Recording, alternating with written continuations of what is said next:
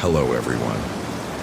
Welcome to the dark side of the night. Here you'll find chilling stories that send shivers down your spine and make you question every sound around you. So, if you enjoy feeling that eerie chill before closing your eyes, subscribe to the channel and turn on notifications so you never miss a spooky tale. Leave a like so more people can discover these stories. And remember, not everything we hear at night comes from our dreams. And tell me down below, where are you watching from and what time is it? I want to know who's still awake in the silence of the night. Now turn off the lights and get ready. The story is about to begin. The Curse of Silent Road, a terrifying urban legend.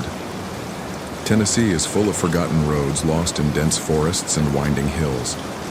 But there's one road that even the locals refuse to acknowledge, a place that exists only in whispers, passed down in warnings to those who don't know any better. They call it Silent Road. At first glance, it looks like any other desolate back road. Cracked asphalt covered in dead leaves, streetlights that haven't worked in decades, and an eerie quiet that makes even the wind seem afraid to blow. But something about it feels wrong. And if you drive down it at the wrong time, you may not make it out. The disappearance of the school bus. The legend dates back to the fall of 1974, when a school bus carrying 12 children vanished without a trace. The bus was headed home on a stormy afternoon, cutting through the winding roads of rural Tennessee. Edgar Hale, the driver, was a reliable man, the kind who had driven the same route for years without incident. But that day, something was different.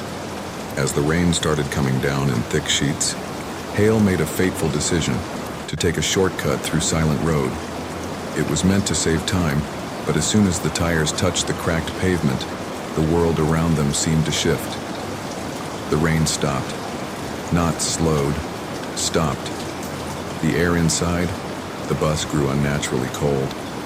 The children, who had been laughing and talking moments before, suddenly fell silent, shivering as their breath became visible in the frigid air.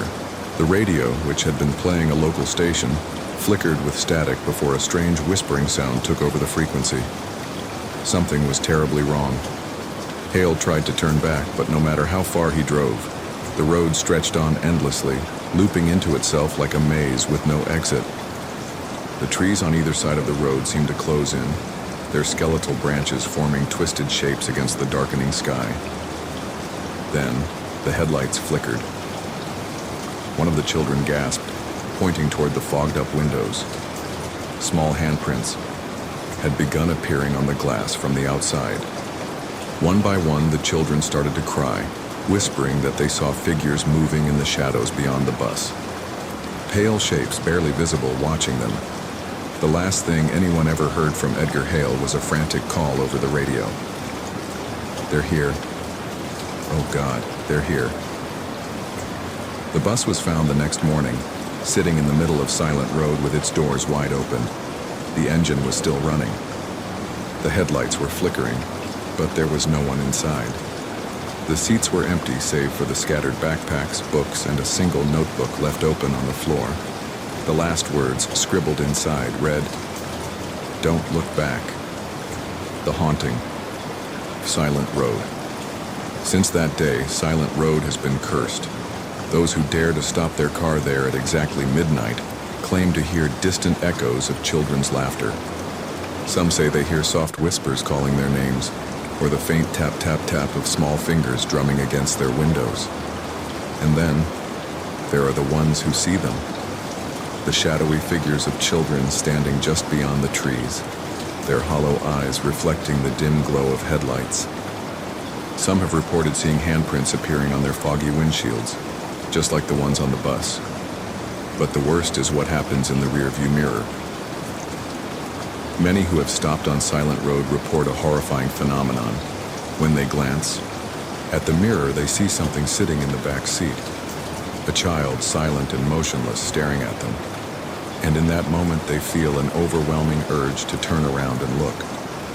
But that's the one thing you must never do, because those who look back are never seen again.